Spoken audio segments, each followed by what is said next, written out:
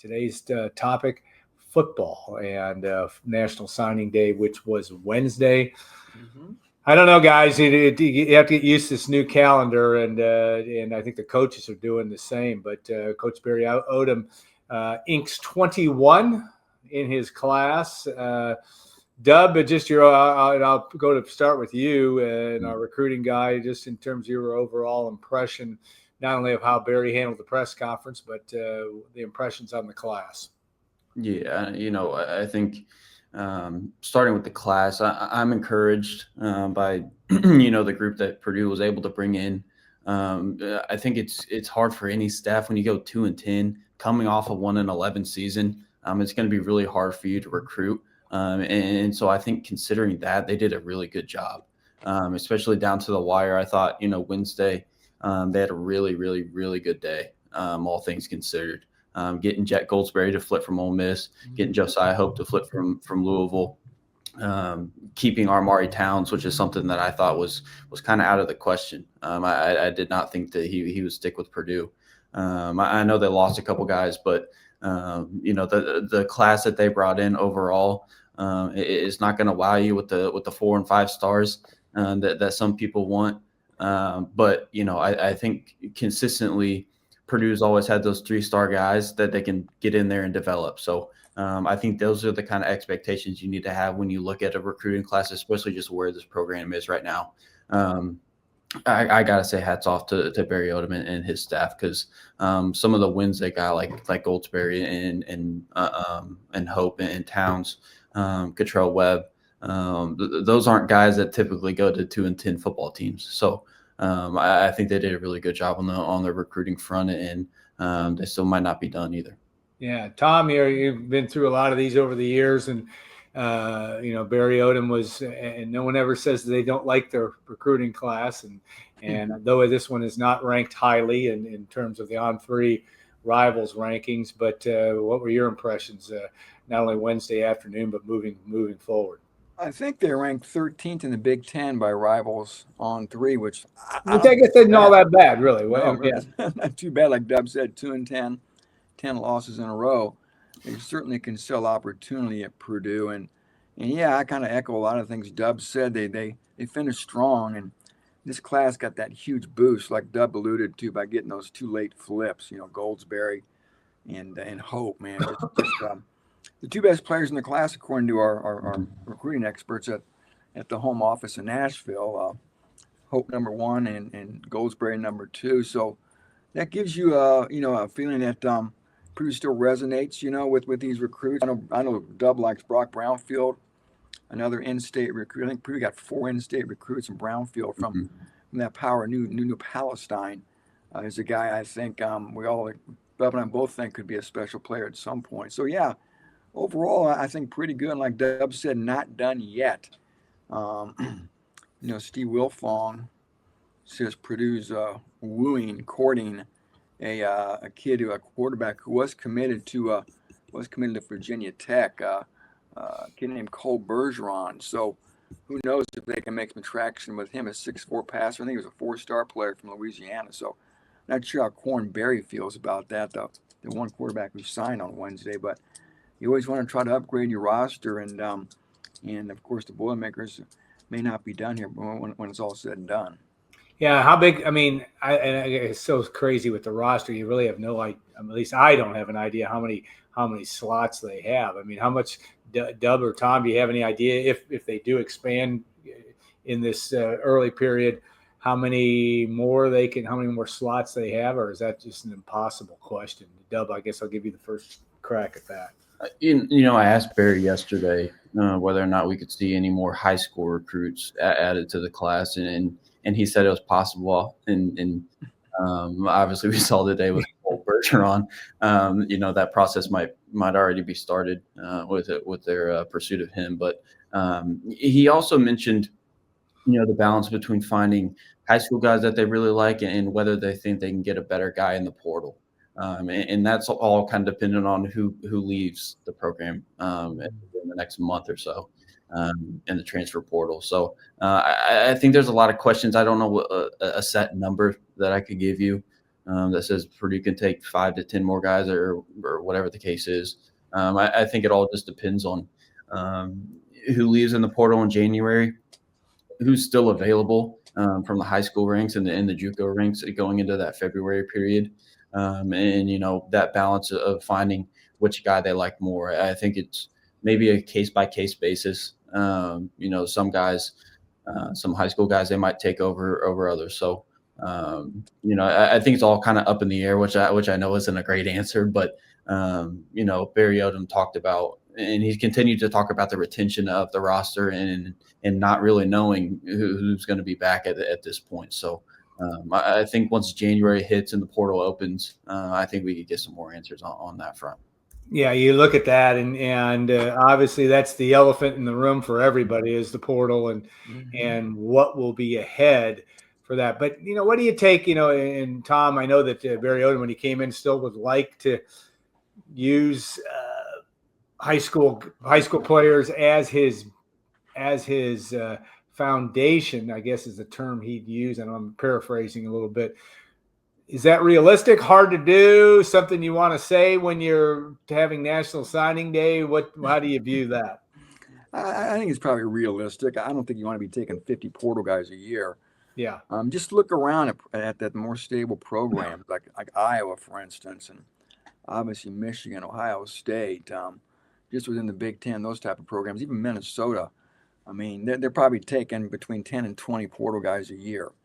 And that's probably your sweet spot, I'm thinking.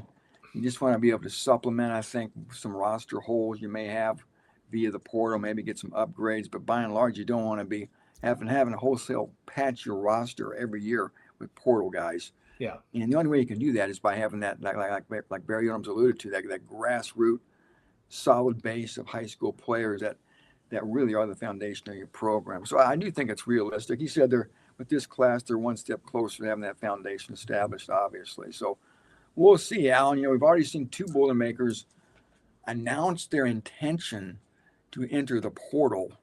Jaheim Merriweather, the running back, and Stu Smith, the defensive back. So that's 2. Of course, the portal doesn't open until January 2nd, so they can't officially enter until then. But we're probably going to see a flurry of social media posts from these guys announcing their intention to enter the portal.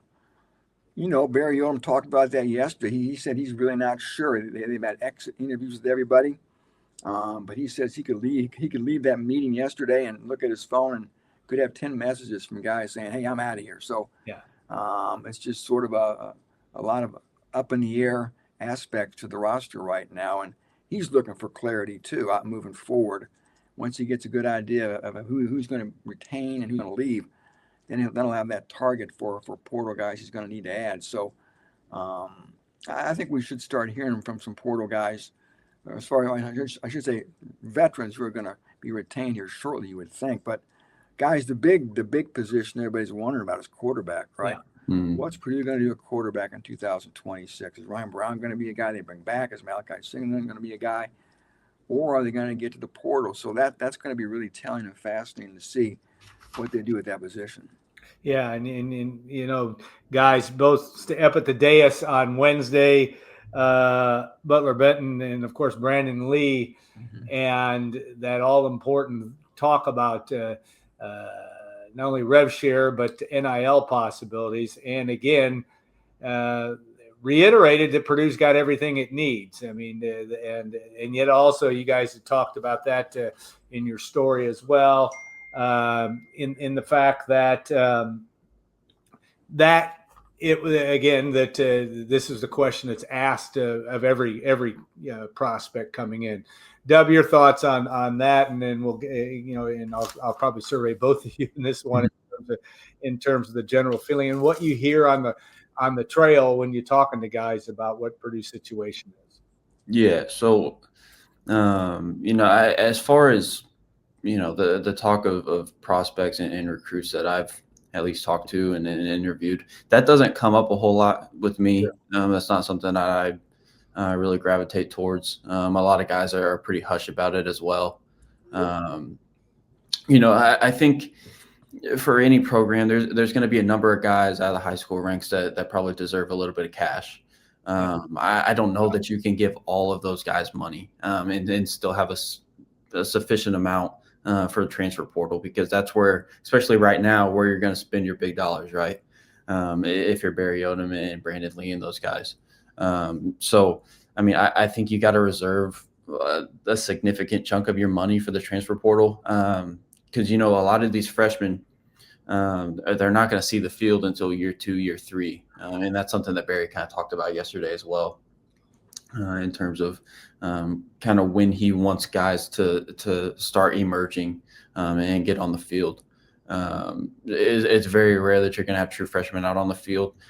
So I don't understand the notion that you would give them a bunch of money to sit there and develop and not play. I think you can go out and get a starting cornerback or starting linebacker or starting quarterback or whatever position that you need.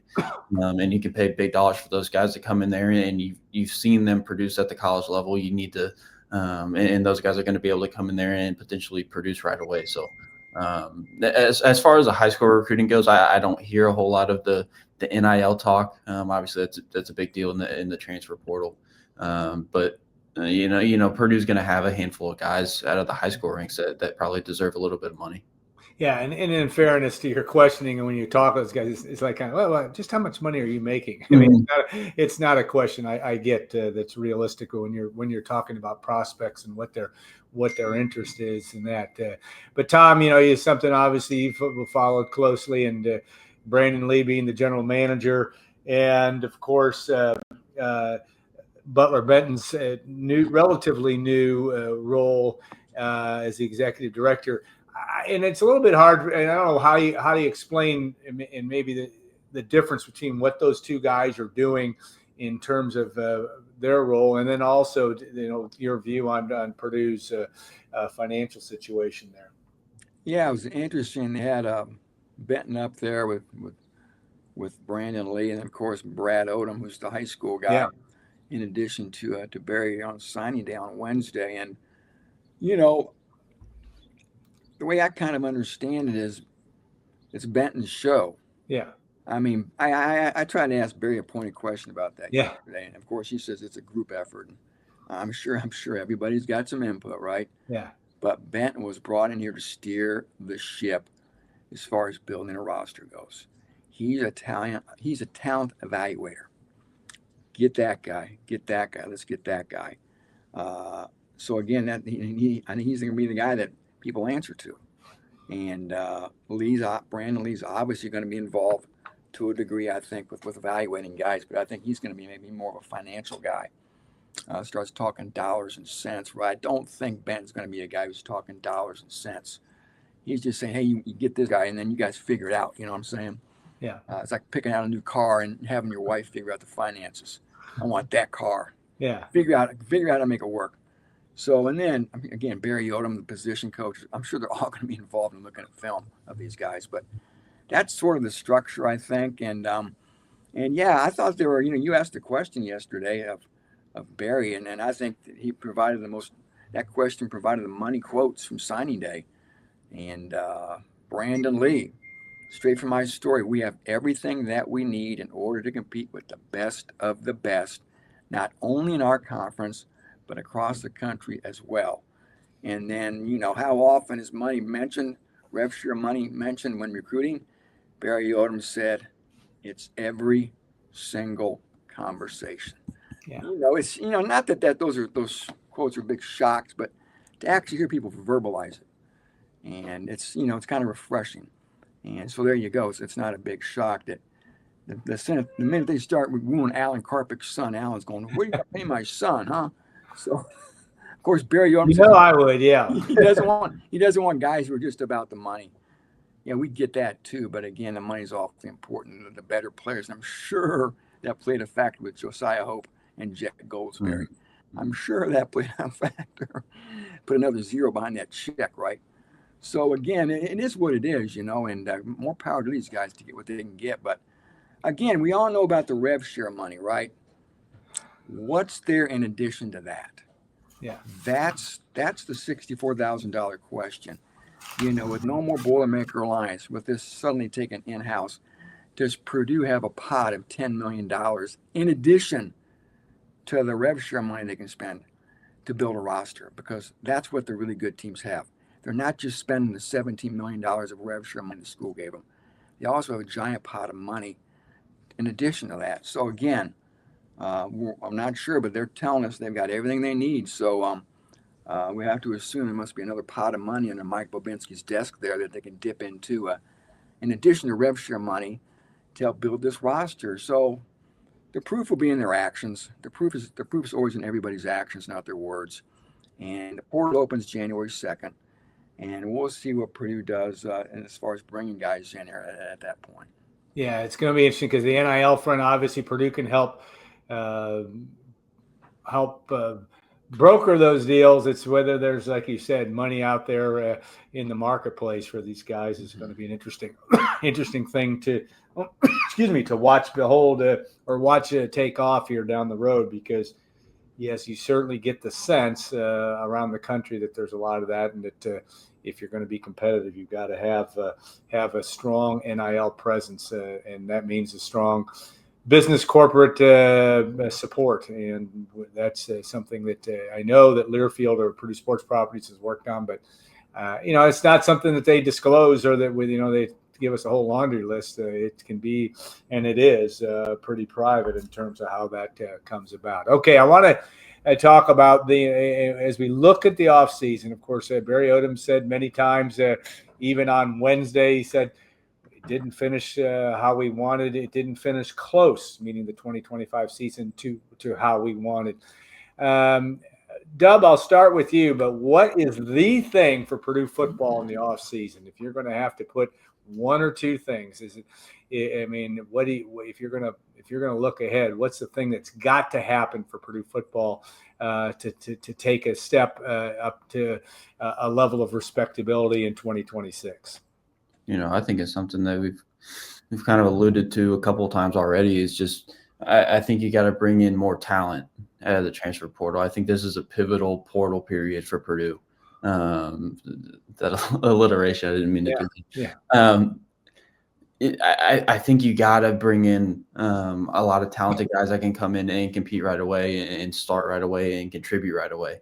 That's something that you look at kind of their hits and misses last year out of the portal. They had a lot of guys that, had maybe shown promise at a high school and went to big time colleges and didn't really produce, and kind of went to Purdue after that. And some of them produced, some of them didn't.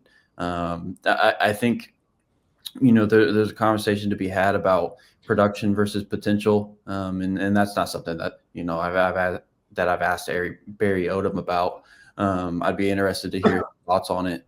I'd like to see them get more guys from Group of Five schools that have really stood out, whether that's, Conference USA, MAC, Sun Belt, any of those schools or any of those conferences.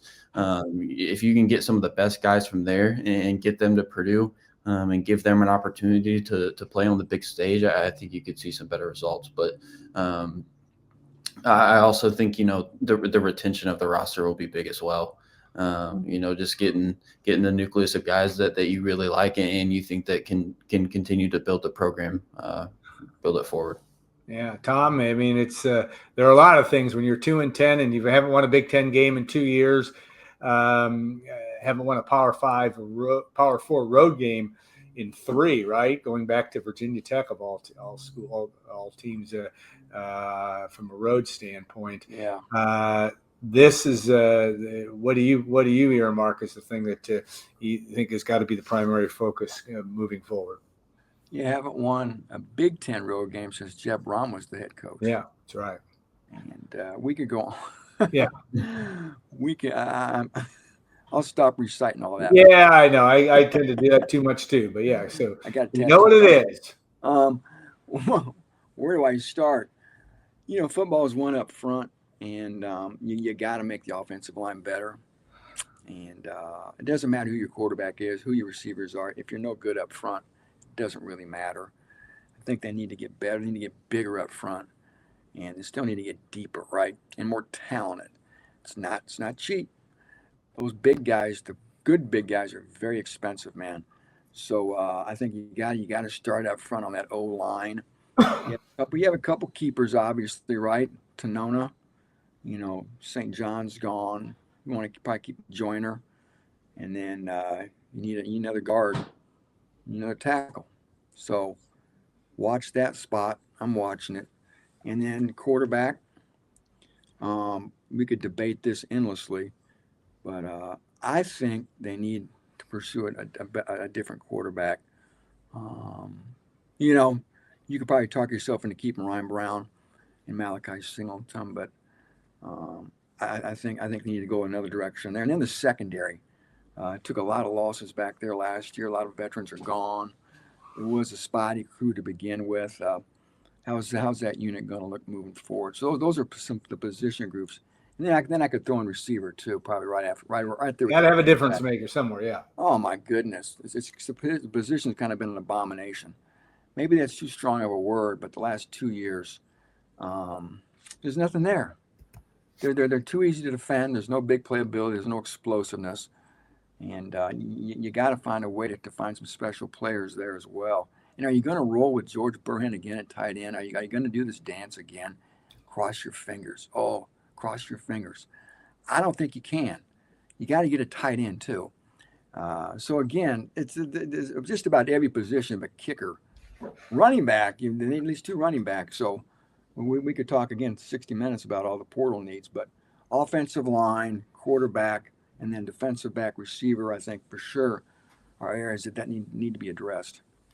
All right, I'm going to come back to you, Tom, and you're going to have the opportunity to go on tonight, Saturday night, Indiana, Ohio State. Still hard to imagine that it's Indiana, by God. And I know we should be getting used to the fact that the Hoosiers are playing for not only for a Big Ten championship, but being the number 1 team heading into the playoff.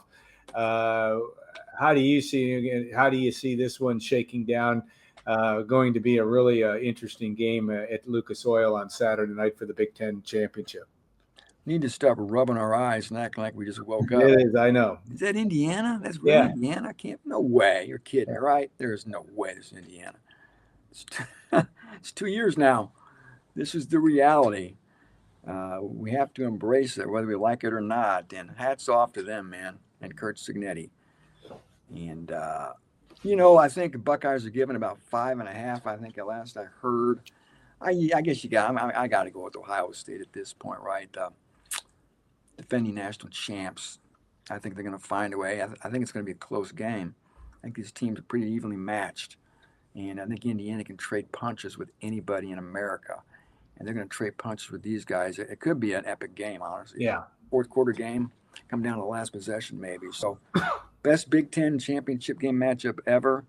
And I was trying to think how many times in the last 20 years have we had the number 1 and number 2 team in the country play each other? Ohio State, Michigan, 2007, or was that when it was? That's about it, right? I haven't looked it up, but again, that's how special that this game is, and it's going to be a great atmosphere down there, I think. And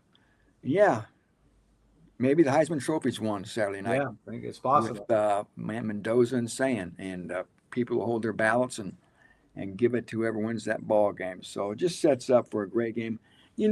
It doesn't really affect the college football playoff, right? As long as neither team gets blown out, each probably could get a bye still. But you still want to call yourself Big Ten champ, right? Especially if you're Indiana. So it's going to be a lot of fun, I think. Dub, what we've watched in the last month for 4 Saturdays, I should say, dating back to November 8th when Ohio State came into Purdue and steamrolled, and we saw Indiana come in this past Friday night, or a week from Friday night, and pulverize Purdue. But what are you seeing in this one? Yeah, I think prior to Indiana coming to Ross-Ade, I thought that Ohio State would beat them handedly.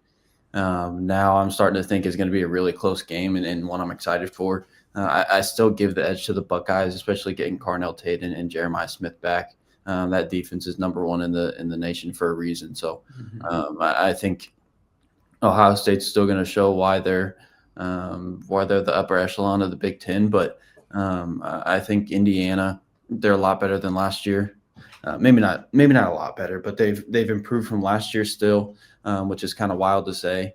And I think that they could be poised for a pretty significant run in the college football playoff, even if they lose on Saturday. So I'm rolling with Ohio State. I think they've kind of the nucleus of that team has kind of been there, done that. And I also think, coming off that Michigan win, that gives them a lot of momentum, a lot of mojo going into Indy. Yeah, tickets going for $500-$600 a piece. It'll be fascinating to see, because we saw Ohio State infiltrate Purdue with lots of folks. We saw Indiana do the same in Ross-Age Stadium. I don't know what to think. Ohio State is so known for spending money and traveling and go, but Indiana's got it's just right up the street, so to speak. Not that it's all that far from Columbus. Tom, it will be interesting to see when you're there, physically looking up and seeing what that crowd. Who is that crowd? It seems to me it'll be relatively evenly matched, just because Ohio State. But I don't know. I mean, as we close up, any last thoughts on that? Just that, good defense usually beats good offense. Yeah, I think not always, but usually. So, like Dub talked about, the Buckeye defense, number one in America, and that always gives you an edge. And it's going to be a crazy night. I think Indiana plays basketball on Saturday in Indianapolis as well against Louisville. So if you're Purdue fans, steer clear, right? You're in Marion County, because there's going to be a lot of crimson and green. So, it's like I said. Hopefully that game lives up to its hype in the old, I almost called it the Hoosier Dome, the old Lucas Oil Stadium on Saturday night. I'm thinking it will. All right, guys. Thanks so much. Appreciate all your coverage for not only signing day this week, but what looks at, even though it's a dead period for recruiting, it's going to be an extremely busy time. It'll be interesting too to see if there's any moves on the coaching staff as well, and if so, when does that happen? Because you've got the portal window opening on January 2nd as well. So enjoy the rest of your day, and we'll look forward to much more down the road at goldenblack.com from both Dub and Tom.